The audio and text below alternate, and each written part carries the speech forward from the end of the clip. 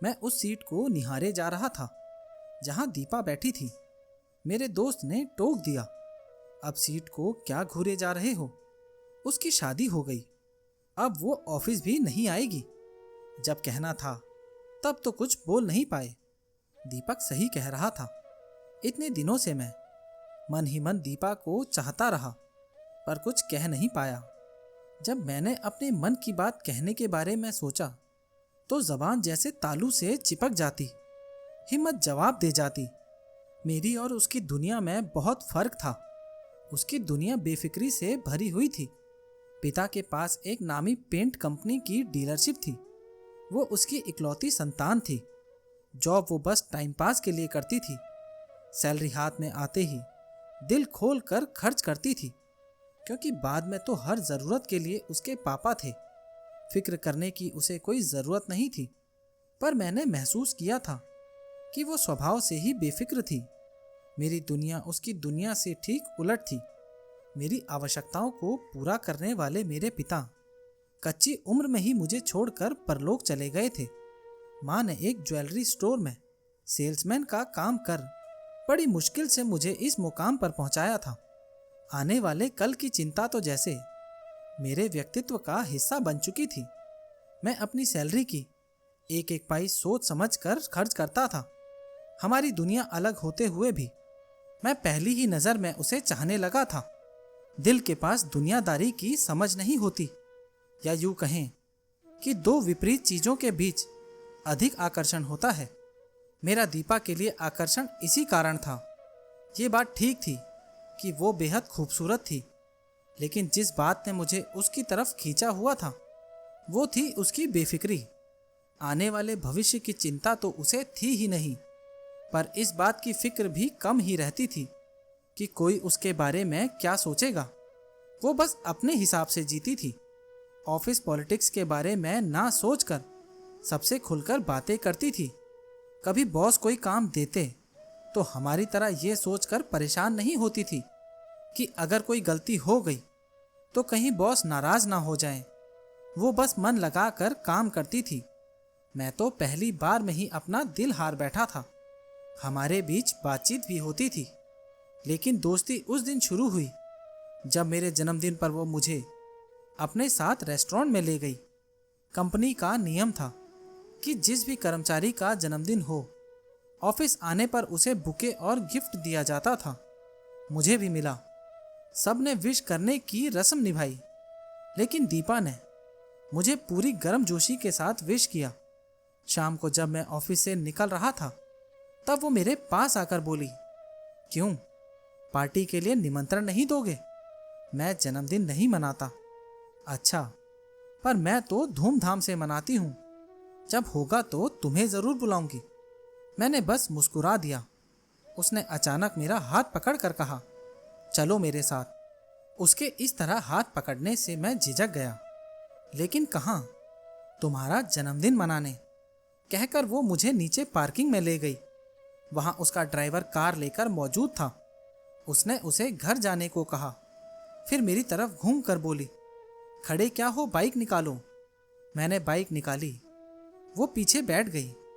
मुझे शहर के एक महंगे रेस्टोरेंट में चलने को कहा। रेस्टोरेंट का नाम सुनकर मैं सोच में पड़ गया और हिसाब लगाने लगा कि बटुए में कितने पैसे हैं, कितने का बिल आ सकता है। पर मैं मना करने की स्थिति में भी नहीं था। हम दोनों रेस्टोरेंट के एक टेबल में जाकर बैठ गए। मुझे बैठाकर वो मैनेजर के कैबिन में चली गई। कुछ देर में लौटी तो मैंने पूछा, क्या काम था मैनेजर से? वो बस मुस्कुरा दी। कुछ देर में एक बड़ा सा केक हमारी टेबल पर आया। चलो बर्थडे बॉय, केक कट करो।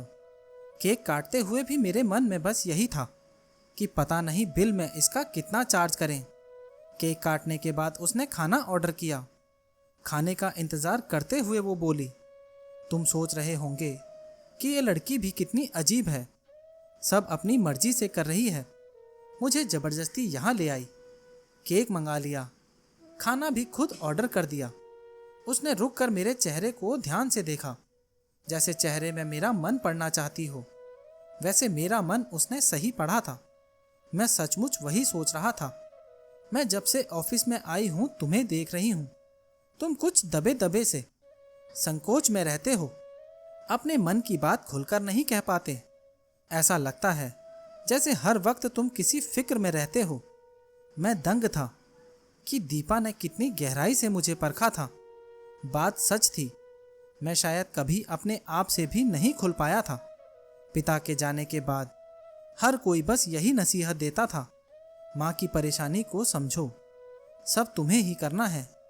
ऐसा नहीं था कि माँ की तकलीफ से मैं बेपरवाह था या खुद जीवन में आगे नहीं बढ़ना चाहता था, लेकिन सबकी नसीहतों के दबाव ने मुझे दब्बू बना दिया था। मैंने खुलकर जीना ही छोड़ दिया था। दीपा की बात सही थी, पर मैं कुछ नहीं कह सका। उसने ही बात आगे बढ़ाई। ऑफिस में सब कहते हैं कि ये अमीर है, इसे क्या चिंता। हाँ, मेरे पापा के पास पैसा है, वो मुझे हर तरह से सुविधा देते हैं, लेकिन मैं खुश रहती हूँ क्योंकि मुझे खुश रहना है, ना कि इसलिए कि मैं अमीर हूँ। दीपा की इस बात ने मेरे मन में हलचल मचा दी। सचमुच खुश रहना ना रहना, जिंदगी को खुलकर जीना, सब हमारे हाथ में है। क्यों मैंने आज तक अपना जन्मदिन नहीं मनाया?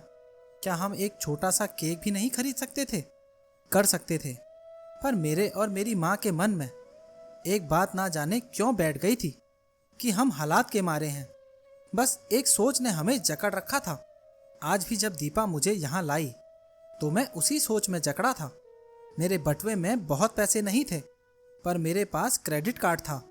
फिर भी मैं जिसे मन ही मन प्यार करता था उसे खुलकर ट्रीट भी नहीं दे पा रहा था।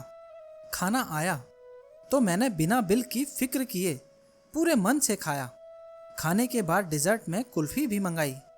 ना जाने कितने दिनों के बाद, या यूं कहें कि पहली बार मैं कुछ खुल कर रहा था। रेस्टोरेंट से निकलते हुए दीपा ने बहुत मना किया, पर पैसे मैंने अपने क्रेडिट कार्ड से दिए। यही नहीं, मैंने अपनी माँ के लिए भी खाना पैक करवाया। उस दिन के बाद से मैंने अपने मन में बसे उस डरपोक दब्बू को बाहर निकाल दिया। मैं अब खुलकर जीना सीखने लगा।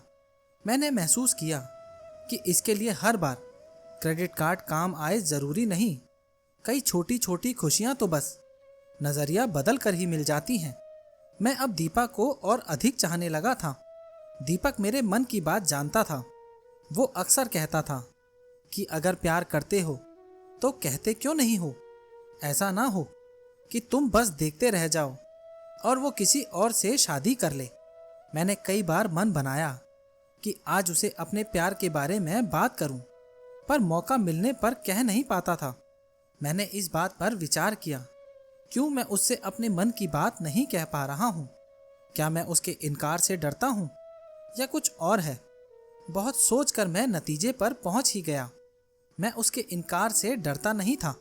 वो इनकार कर देती तो मैं भी टूटता नहीं, पर मेरा मन बार बार मुझसे पूछ रहा था कि यदि वो मान गई तो तुम उसे क्या दे पाओगे। मैं ये समझ गया था कि खुलकर जीने के लिए पैसा उतना जरूरी नहीं है, पर पैसा जीवन के लिए जरूरी है, ये भी जानता था। मैंने अपना नजरिया बदला था, पर मेरी आर्थिक स्थिति वैसी ही थी। मेरे पास अपना मकान नहीं था। मेरी आर्थिक स्थिति सुधरने में समय लगने वाला था, जबकि दीपा किसी और से शादी कर ये सब पा सकती थी। अगर हर समय भविष्य की चिंता में नहीं घुलना चाहिए तो उसके बारे में पूरी तरह लापरवाह भी नहीं होना चाहिए। मैंने सोचा, आज यदि दीपा मुझसे शादी कर ले, पर अगर मैं कल उसकी ज़रूरतें पूरी नहीं कर सका तो रिश्ता कड़वाहट में समाप्त हो। इससे अच्छा है कि शुरू ही ना हो। मैंने दीपा से कभी अपने प्यार का इजहार नहीं किया। दीपा की शादी किसी और से हो गई, वो ऑफिस से चली गई, पर मुझे लगता है कि मेरा फैसला सही था। तो दोस्तों, ये कहानी आपको कैसी लगी और इस कहानी के बारे में आपकी क्या राय है, नीचे कमेंट बॉक्स में ज़रूर बताना। और अगर अभी तक आपने चैनल को सब्सक्राइब नहीं किया है तो सब्सक्राइब कर लेना।